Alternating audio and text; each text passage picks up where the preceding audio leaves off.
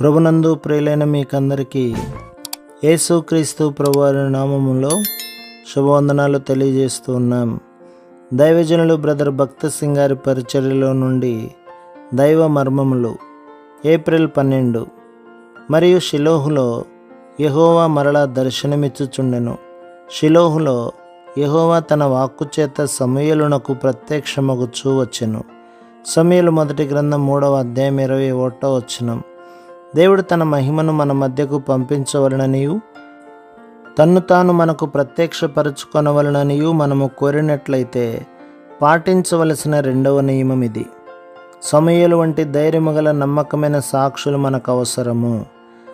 మనకు వాక్యము చెప్పగల బోధకులు, మంచి పుస్తకములు వ్రాయగల మేధావులు గలరు, కానీ సమూయేలు వంటి వారు అనేక మంది లేరు.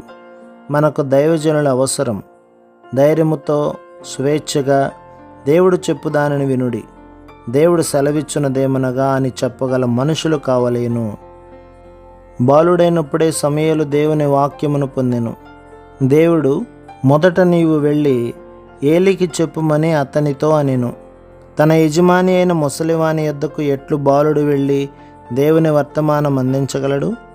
అది ఎంతో భయంకరమును కష్టతరమైనప్పటికీ అతడు విధేయుడై వెళ్ళి చెప్పెను. మనము సమూయేలు వంటి వారమైతే గాని దేవుని శక్తి ప్రత్యక్షమగుట చూడము. ఆయన మనలను వాడవచ్చును, అయితే సంపూర్తిగా కాదు. మనలను ఆశీర్వదించవచ్చును, కానీ అవి నిండైన ఆశీర్వాదములు కావు. మన మధ్య పనిచేయవచ్చును, కానీ అది లోతైన పని కాదు. మనము సమూయేలు వంటి వారమైతేనే గాని దేవుని వాక్యము స్వేచ్ఛగా మన ద్వారా అందించబడదు. ప్రభు మిమ్మును, మీ కుటుంబమును, మీ సంఘమును దీవించి ఆశీర్వదించునుగాక. ఆమేన్.